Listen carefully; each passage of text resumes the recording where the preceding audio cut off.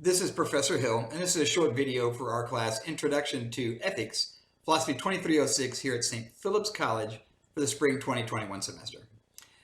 Today is Wednesday, February the 3rd, and we have an assignment coming up on Sunday night, the 7th.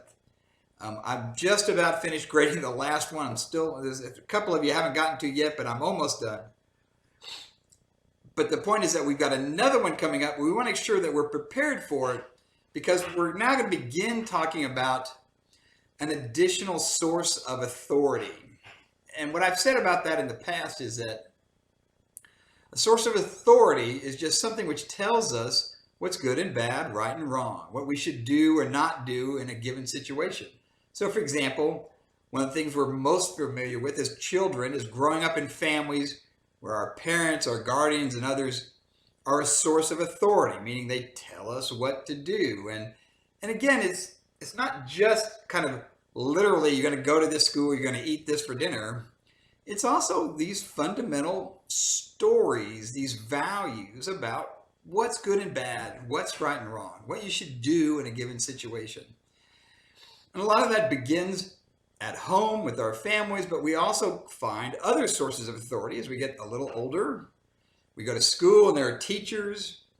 And again, they're acting in a role where they're trying to help us. They're trying to tell us the information, the knowledge, what we're going to need. And there's also, again, some value formation in these schools about good, bad, right, and wrong. We also see that in our religious traditions, in our churches, in our synagogues, in our temples. It turns out that, again, it's a source of authority. And again, we're used to thinking about this in legal terms. You know, the police are a source of authority. If you don't follow the law, they'll arrest you and put you in jail. Well, that is a source of authority, but it's narrow when you think about our whole broad, complex lives. From, again, family to teachers and coaches to religious figures to police and other representatives of the state in their formal capacities. And one of the things we're going to be talking about as we now get to our essay for Sunday night the 7th is this other source of authority, which is in the military. We're familiar with our military having a code of ethics, a uniform code of military justice, a UCMJ, which is rules that apply to the members of the military in their role and in their function. So kind of like we saw with professional ethics, practical ethics, which apply in a field like law or medicine, the same thing is going to hold true here. And we're going to see that there are some things which might be unique to them that are not against the rules or against the law outside of that. One example would be having an affair, adultery. Out in the civilian world, it might be wrong, it might be bad, but it's not against the law. But in the military, you might find pretty quickly that, hey, there are actually some relationships, some adulterous affairs which are against the code. You can be found guilty, go to jail.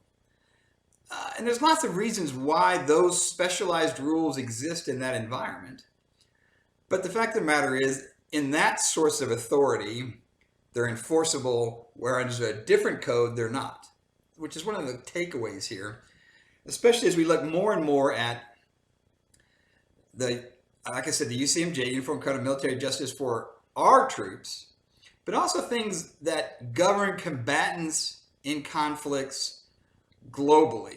Specifically now, we're starting to talk about things which we're familiar with, like the Geneva Conventions. That is the law of war. This is international humanitarian law. And it's the rules that govern armed combat, armed conflict.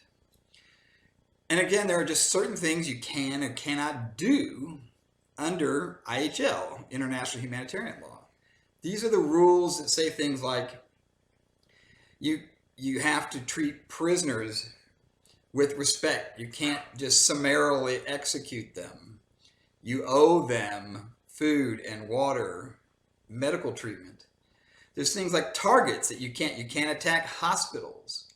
There are rules even in war. And so that's one of the things we're going to be talking about. And you'll see in the modules, we're not going to go too far in depth in this, but we want to have an introduction to it. We want to have an idea of what the source of authority is, when it applies, and what are some of the rules, some of the basics of IHL. And we'll look at how that applies in our case study, the case study of Baha Musa. It's an interesting, complicated case. In some ways, it might strike you as being very clear.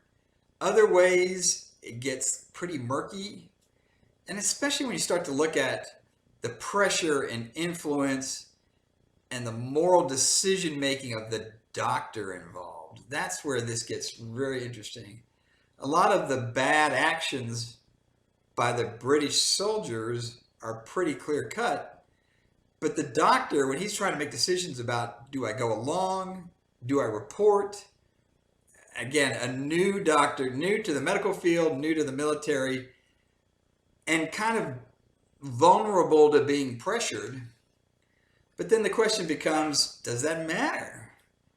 At that point, you're a physician, you're an officer, you're responsible for what you do and don't do. It's interesting. So there's some conversation to be had about the physician's culpability for what he did and didn't do. And so we'll see how that also played out for the officers who took into custody and tortured and ultimately killed Baha Musa, but also for the physician.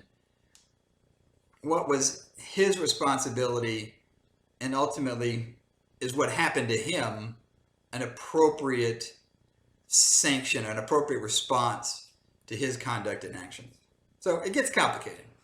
But again, these type of situations are why we study ethics, and we think about them ahead of time. We look at moral theories and moral codes and study them ahead of time so that we're prepared when we're thrown into difficult situations. Now, you might not be in one like that, but if you've got family, if you've got friends, you'll find yourself in difficult ethical dilemmas all too soon. And you want to have already thought your way through your own fundamental values and beliefs, your core principles, and to have a sense of, who do I consult? What are the sources of authority I should be looking at to try to make my decision? So working on this ahead of time will have practical implications for all of us down the road. In the meantime, let's keep reading our book, Doing Ethics by Lewis Vaughn, thinking about our case study for this weekend. And if you do have questions, please let me know. Like I said, so far the essays have been, on the whole, as a class, really good. So keep up the good work. There's only a few people that are still trying to figure out how this works and trying to, focus in. But like I said, we'll iron them out, and most of the class has figured out the system, and we're doing things just right. So again, keep up the good work, and I look forward to getting essays on Sunday night at midnight. All right, take care. Bye-bye.